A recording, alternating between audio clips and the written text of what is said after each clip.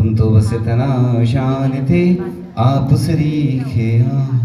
अनंत अनंत सिद्ध परमेष्टि भगवंतों की, कुंडलपुर के बड़े बाबा की, श्री चंद्रप्रभु भगवान की, पार्श्वनाथ भगवान की, 24 तीर्थंकर भगवंतों की, परम पूज्य आचार्य श्री ज्ञान सागर जी महामुनिराज की, विष्णु पूज्य राम भगवान की, परम पूज्य आचार्य गुरु श्री ईश्वर विद्यासागर जी महामुनिराज की, परम पूज्य आचार्य श्री समय सागर जी महामुनिराज की, मुनि श्री प्रमाण सागर जी महाराज की, मुनि श्री विमल सागर जी महाराज की, मुनि श्री अनंत सागर जी महाराज की, मुनि श्री धर्म सागर जी महाराज की, 3 कम 9 करोड़ मुनिराजों की।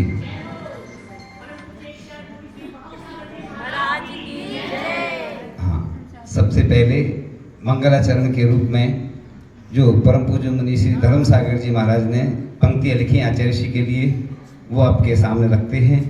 बृहस्पति कहे के हारे हैं, सरस्वती लिख के हारी है, गुरु गुण की गुरु गरिमा, प्रभु महिमा पे भारी है, अधूरी ही रही सदियों से गुरु गुण की गौरव गाथा, प्रभु भी कह न सके जिसे, धर्म फिर क्या औकात तुम्हारी है, प्रभु भी कह न सके जिसे, धर्म फिर क्या औकात तुम्हारी है। ऐसी महिमा, ऐसी पंक्तियां मुनि श्री ने अपने कलम से लिखी हैं। आज आचार्य श्री के चरणों के दर्शन बहुत दिनों बाद हुए। वैसे तो मैं जहाँ रहता हूँ आचार्य श्री के चरण के बिना अच्छा लगता ही नहीं है, लेकिन आप भी समझ रहे होंगे कुछ स्थितियाँ परिस्थितियाँ रहती हैं, इसलिए आचार्य भगवान के उस दिन भी चरण के दर्शन हुए थे। तभी बहनों ने बोला था कि एक कार्यक्रम होना चाहिए, तो हमने बोल दिया था देखेंगे, क्योंकि कोई निवेदन करता है तो भावना तो हो ही जाती है। और ऐसा आयोजन आज हुआ, क्योंकि लोग कहते कैसे होगा क्या होगा, मुझे पूरा विश्वास रहता है। जैसे मुझे संबित शिखर जी की यात्रा करनी थी तो मैं आचार्य महाराज के पास बार बार खबर भेजता था और कुंडलपुर में भी निवेदन किया, लेकिन मुझे लग तो रहा था कि बहुत कठिन कार्य है। संबित शिखर जी की चढ़ाई तो सरल है, लेकिन आशीर्वाद मिलना कठिन है, क्योंकि मैंने वंदना की तो 2 घंटे जाने में लगते हैं, 2 घंटे आने में लगते, 2 घंटा वंदना करने में, लगभग एवरेज टाइम बता रहा हूँ मैं। ऐसे ही कठिन यात्रा थी, तो फिर भी कोई 1350 किलोमीटर चल के आया, कोई 1100, कोई 1150, सबकी अपनी अपनी अलग अलग स्थानों से यात्रा थी, कठिन थी। अब अपन चर्चा, चूंकि ये तो बाद में कर लेंगे, चूंकि समय शाम का हो रहा है, आचार्य भक्ति भी होना है यही, इसलिए अपनी बात कह के और अन्य जो बातें हैं वो कर लेंगे आगे समय में मिलने पर। क्योंकि आचार्य भगवान ने हथकरघा के लिए उपदेश क्यों दिया ये तो सबको मालूम है, फिर भी जो लोग यहाँ बैठे हैं, उस दिन भी हमने बहुत अच्छी बात उनसे कही थी कि भगवान राम यहाँ जैसे आप लोग राम भगवान को पूज्य मानते हैं, तो वह वन में रहे, उन्होंने शाकाहार का सेवन किया और अपना जीवन अच्छा बनाया। इसीलिए आचार्य भगवान ने प्रेरणा दी कि संबित शिखर जी में इधर लोग आते हैं, पहले भी लोग आते थे, यहाँ से क्या ले जाते थे, कपड़े वगैरह वस्त्र ले जाते थे।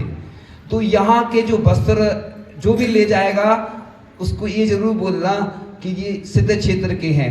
मैंने सुबह की मेला में भी बात कही थी कि संबित शिखर क्षेत्र यहाँ से हमेशा पहले भी मोक्ष गए हैं और आगे भी मोक्ष जाएंगे, ऐसी आत्मा, इतना पवित्र स्थल है और पॉजिटिव एनर्जी देने वाले ऐसे वस्त्र होते हैं। इसलिए आचार्य भगवान को जब मालूम हुआ कि मटन टैलो नाम का अशुद्ध पदार्थ वस्त्रों में होता है, तो उन्होंने प्रेरणा दी। पहले तो मुझे भी लगता था कि आचार्य श्री हथकरघा के लिए क्यों प्रेरणा दे रहे, उपदेश दे रहे, सानिध्य दे रहे, इसमें ऐसा क्या है।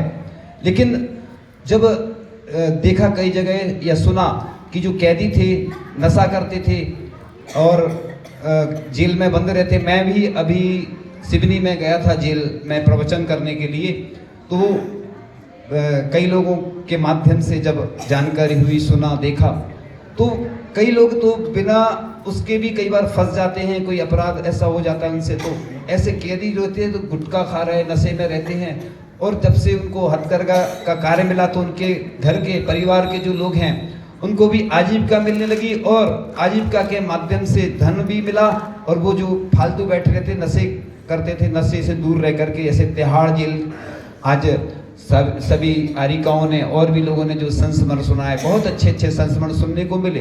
क्योंकि हम सुनाते तो रहते हैं, सुनते भी रहते, पढ़ते भी रहते, लेकिन जो जो बातें मिलती हैं कि एक बार एक कैदी ने, शायद संख्या में अंतर हो सकता है कि 17 करोड़ या कितने बार आचार्य श्री का नाम लिखा एक कैदी ने। ऐसे ऐसे कैदी हुए कि जो मतलब हथकरघा के माध्यम से जिनके जीवन में परिवर्तन आया। तो आचार्य भगवान जो दिगंबर हैं, फिर भी उनको चिंता हुई कि इन वस्त्रधारियों का क्या होगा, क्योंकि उमा स्वामी साबकाचार्य में लिखा है जो कटे फटे वस्त्र ऐसे पहनना नहीं चाहिए। अभी मैं पढ़ रहा था कि ऐसे वस्त्र पहनने से दरिद्रता आती है, और लोग ऐसे ही वस्त्र पहनते हैं। अखंड वस्त्र इसलिए पूजन आदि में उपयोग किया जाता जो खंडित ना हो, लेकिन अब आज का युग दूसरा है, इसलिए जो हथकरघा के वस्त्र शुद्ध वस्त्र होते हैं उन्हीं से प्रक्षालन करना चाहिए, और सबको प्रेरणा भी देना चाहिए कि थोड़े थोड़े वस्त्र। और अभी 54 हथकरघा एक स्थान पर आवश्यकता है, तो जो जहां हो देश विदेश में वो अपनी तरफ से गुणायतन में अपना नाम भेज सकता है। गुणायतन, क्योंकि हम लोगों के पास तो कोई व्यवस्था नहीं है, लेकिन गुणायतन ट्रस्ट है, वहाँ पर आप लोग भेज दें। चाहे आप सिंगापुर में रहते हो, चाहे लंदन में रहते हो, चाहे देश में चाहे विदेश में, कहीं से भी अपने नाम आप ऐसे हथकरघा स्थापित करवा सकते हैं। क्योंकि इस हथकरघा के जो वस्त्र बनते हैं वो मंदिर में भी उपयोग होते हैं।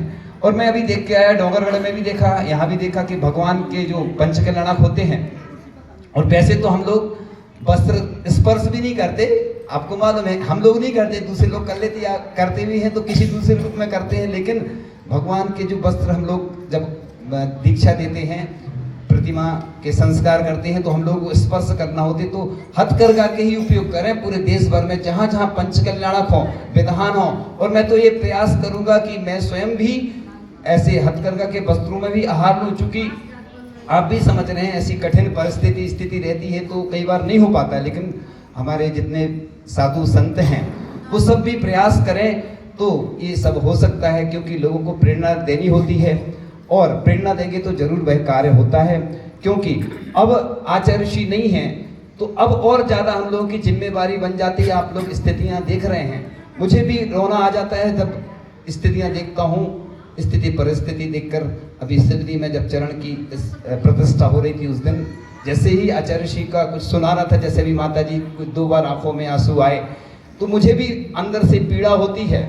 मैं कुछ कर नहीं पाता हूँ, लेकिन प्रयास आप लोग सब करेंगे, क्योंकि आचार्य भगवान ने जो प्रकल्प दिए हैं, आचार्य महाराज, नवाचार्य महाराज भी उसी प्रयास में लगे हैं। चूँकि काम बहुत बड़े बड़े हैं और अपन छोटे हैं, लेकिन बूंद बूंद मिलकर के समुद्र बनता है। कुछ बात कह के विराम लेंगे, चूँकि समय शाम का होता है और अभी सबको यात्रा भी करनी है यहाँ